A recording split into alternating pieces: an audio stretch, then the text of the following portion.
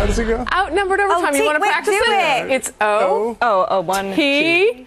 Shimmy, shimmy, baby. All right, so, T, baby. And there's a lot of gifs on the internet of her doing that. Like, quite a few. I look constipated. Like, I'm not really sure how they capture me in that moment of. No, but you're immortalized this on YouTube. Yay. Wow, I feel like we covered everything in that show. Like, there's nothing that got left unsaid, which is probably why our chat is blowing up right now. Was there something and I think that you didn't Kennedy get solved to say? all of our problems. She did. Yes, by just reducing the size of the federal government. That's the answer to everything. Reduce the size of the federal government, and we'll be fine. Why can't we agree on that? We do agree on that. No, I mean, as a nation, why don't most people want to do? Not everybody wants to do that. I know, especially those in power. Sadly, those who actually hold the checkbook want to keep writing them. And people have good intentions, but like stuff is expensive.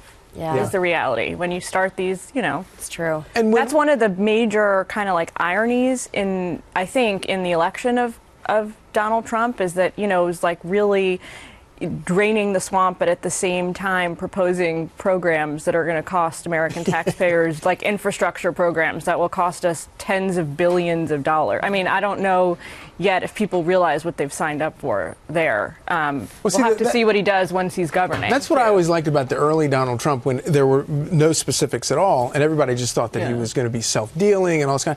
And so the idea of him like turning the National Mall into the Labor Department into a Trump casino, and just the whole mall lined with Trump casinos, which he would then bankrupt. I thought that was a fantastic idea, because then after the casinos, all the Trump casinos would go bankrupt. They could just plow them and then plant grass there. How about foreign policy wise? One day, he's like he's sort of an isolationist. The next day, we're going to bomb the blank out of ISIS. Yeah. Yesterday, automatically Syria has become a big issue. He cares about I'm so confused foreign policy wise where he stands, and the only thing that's giving me solace is that Mad Dog Mattis is in power and he's going to cut heads and take. Okay, but what about some of the people like the Joint Chiefs and the Defense Secretary? Various points have said that it's really difficult to get a consensus with the president that we've got. It's really hard it's really hard to talk him into logical strategy. What happens when you have a president who is a little bit more mercurial? Do you think that's problematic? Anything that's not this president is already a step up. Anything that is foreign policy wise that is not us just being complete and total naive Ivy League.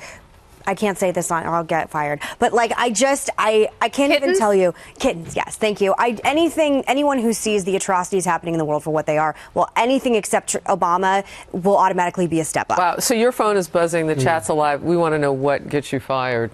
Oh, I have a mouth like a trucker. Is it one of the 7 words we can't say because of the FCC? The 8th word. FCC. I have a mouth like a trucker, and my career in television, half of the struggle with it has been making sure I censor myself from ever dropping it. Half of my career was like a trucker. No, I'm kidding. I mean, you literally were a long-haul trucker for many years. A lot of people don't know that about. Uncle Charles was. Seriously. Maybe you can write down those words for me, because I don't actually know what I mean. What the 7 words by the FCC? Should, and apparently 8 according to Kennedy. There are interesting words you can't say that you wouldn't assume. Most I will of them say are that. verbs. I find that out the hard way. I've got one attached to the word dumpster that's in my monologue tonight, and I'll see if my senior producer takes it out. No, actually. Fire.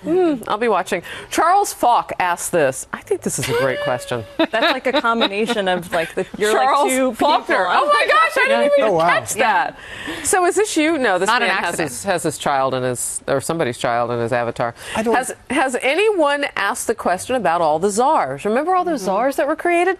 Are they going away or remain in new appointments? That is a fabulous question. That's a column, Mr. Washington Times. No, that is a great. I couldn't even begin to answer. Yeah, what about the December? The irony Charles about Falk. the czars in totem is that they've been largely, all of them, on domestic and foreign policy issues, largely ineffective. So I think it sounds like something really interesting. Look at Ebola. But they don't actually really get it's pretty much done. I mean, we were supposed to have 10 million Ebola deaths by last March. That didn't come to fruition because we brought Ebola to the United States, which everyone said was a horrible idea. It turned out to be a fantastic idea because we were able to apply our technology and resources. Granted, but the fact that so many more people, an exponentially higher number of people could have perished No, it's true. if we left Ebola in Africa. What did the czar do? A whole lot of nothing. The private sector did it. They're supposed to be kind of that was not the Ebola czar, so or the nurses coordinators union. in the federal government, they take the work that like the State Department and I don't know, with something like Ebola, right? Like Department of Health, USAID, all the different agencies that work on this issue and like kind of coordinate what they're doing a little bit for the president, so he knows what's going on and he can direct policy and that kind of it. But the thing is, at the end of the day, is they end up being really kind of the public face. They end up doing a PR tour the whole time. Yeah, they're like Angelina Jolie at the UN. That Ebola outbreak, though, of everything happened under Obama, that scared me the most because one of the doctor that came back to New York went to two places I hang out a lot in, one bar, and I texted my friend, Nancy Schneiderman. Should we be paranoid? Yes. And she was like, honestly, if we already haven't gotten a disease from that bar, we're probably not. Wow, the least of your worries. That's great. It scared me to death. He went to the meatball shop. He went to Gutter Bar. I was like, what is this Ebola doctor hanging out where I hang out? All right, Patrice P. writes on the live chat, the only real function of government should be doing what we cannot do as individuals. That is, by definition, national defense and infrastructure. I don't see that as a spending binge. I'm liking you because I'm reading you. So if you go down the row on the chat room, you see me liking you. You know, if I were a big government liberal, I would be so furious at Barack Obama because if his election originally was about anything, it was about this notion that government is the answer to everything, and specifically the federal government can solve all your problems. Yeah. And it's been a failure and a totally failed experiment. And if Donald Trump's election was about anything overarching like that, I think it was like, well, you know what? It's not working out. The government, all the government answers to this are not working out. We're gonna go it alone. That's exactly why Bernie Sanders sprung up. Yeah. I mean, Bernie Sanders was an answer to people who felt like the president wasn't using enough government to make their lives better. Government will never make people's lives better. Government erodes freedom and it cuts out choices and it makes people poorer and it makes people afraid. And so they turn to more government. It's a horrible cycle. Thank goodness we'll hopefully get out of some of that. But the other thing is, you know what else makes lives better? Money. Yeah. Like when people are richer, their problems tend to go away. You know, you tend to lose illiteracy. You tend to lose those types of problems do. Yeah. And they're all cheating spouses don't. Oh, boy. I mean, those types of social issues don't. And so, no, and I mean this in all seriousness. After the Great Depression, one of the things that helped us was that spending from the government. Some people, some of our generations, when you look past World War II generation, they had gumption. They had something that we are missing right now. I don't know what it is. They were proud of who we are. They saw us as exceptional. The social issues that I just alluded to, I'm not kidding about that. I think we've changed.